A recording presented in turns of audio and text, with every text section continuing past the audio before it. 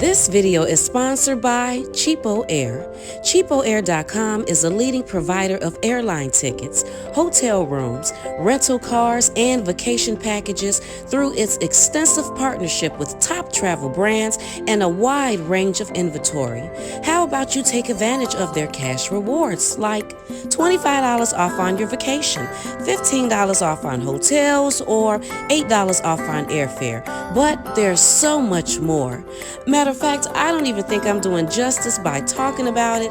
You should definitely go and click the link in my description box. Go over to cheapoair.com and take advantage of their cash rewards today.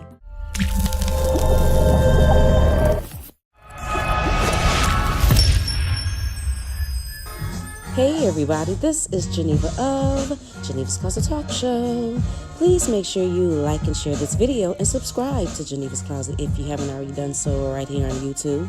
And you can follow me on Facebook at Geneva's Closet. And you can email me at genevascloset22@gmail.com.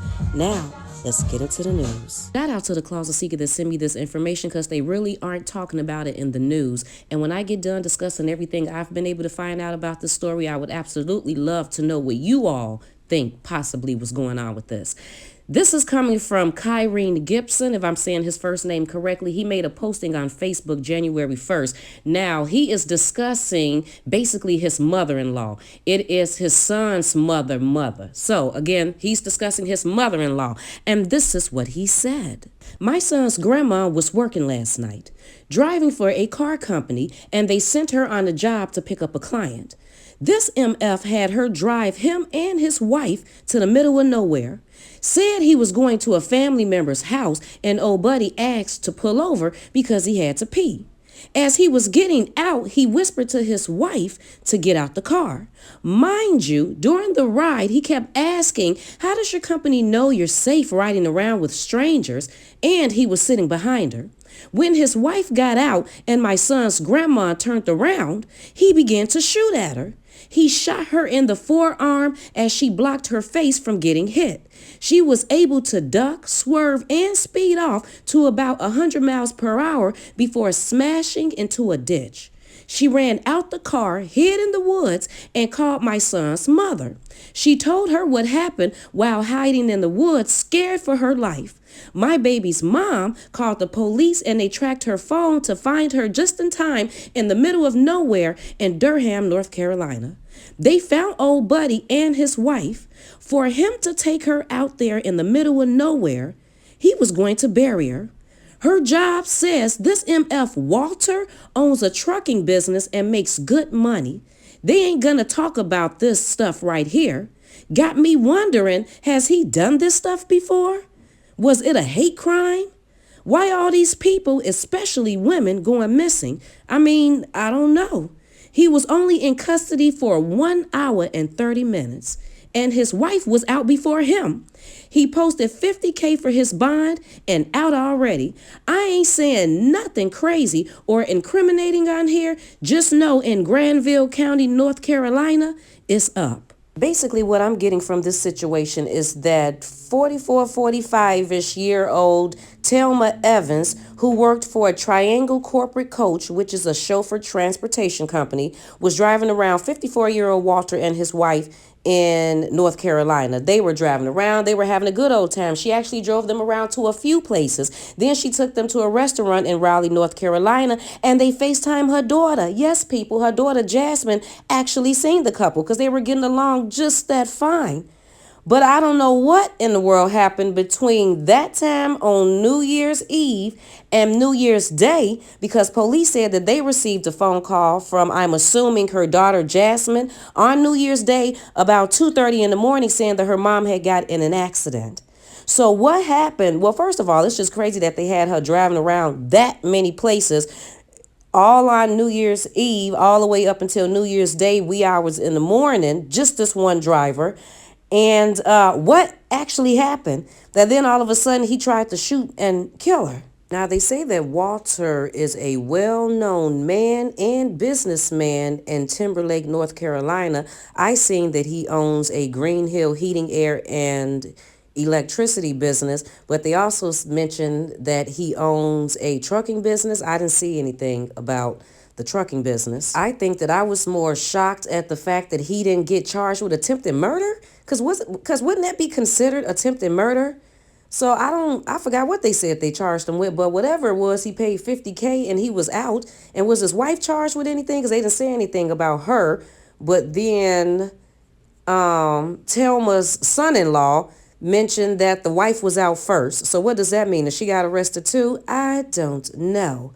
But yeah, did they not believe the story, or is he just that well known in Timberlake, North Carolina, that they let him off easy? During my research to see if I can find out any other information on these people, I did come across what I would think to be some interesting information, and it wasn't about Walter Greenhill. It was actually about Thelma Evans. And the reason why I thought it was interesting is because it all has something to do with cars, automobiles. But you know what? Just check it out for yourself and tell me what you think. It's sponsored by SwimOutlet.com. Swim Outlet is the largest online specialty shop for swimming, fashion, beach, and surf products. Shop with top brands like Nike, Speedo, Arena, Sporty, and so many more. And unlike other websites which charge high shipping fees and increase them further as your order value goes up, Swim Outlet offers a flat $4.99 standard shipping rate. And if you spend over $49, your order ships for free. Yes, people, absolutely free. And get this, people, if you order right now, new orders get 10% off your first purchase. So I would normally say you don't have to take my word for it, but you see how much I'm enjoying my swimwear. So how about you click the link in my description box, go over to swimoutlet.com and order your specialty wear today. So first I found this on bustednewspaper.com, and it says Thelma Evans, 41, was arrested in Durham County, North Carolina on Thursday, April 6, 2017. She was charged with unauthorized use of a motor vehicle, stolen possession of an automobile, and impersonating law enforcement. That's what I'm thinking that it's saying. Then it says something about a $2,000 fine.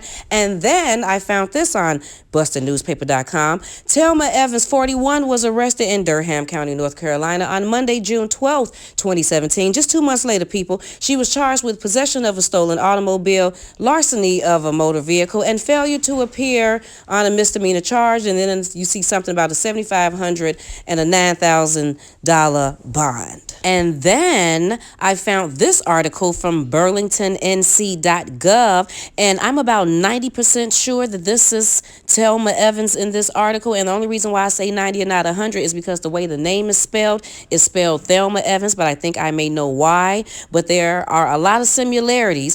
And so let me give you a quick breakdown. This is in November 21st, 2013. And it all starts with this lady by the name of Barbara Ann Harvey from Fulton Street, Burlington, North Carolina, who said that two of her friends came inside of her place, that she knew them, and then they end up pulling a gun on her, a silver handgun, and demanded money from her.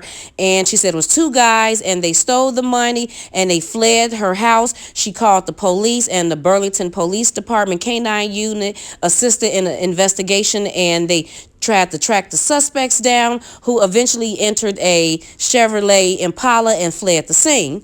But the Chevrolet Impala was originally reported stolen on the same day, November 21st, 2013, probably about 15 minutes before the barber lady called the police and said that she was robbed, from the Red Carpet Inn, 978 Plantation Drive in Burlington, North Carolina.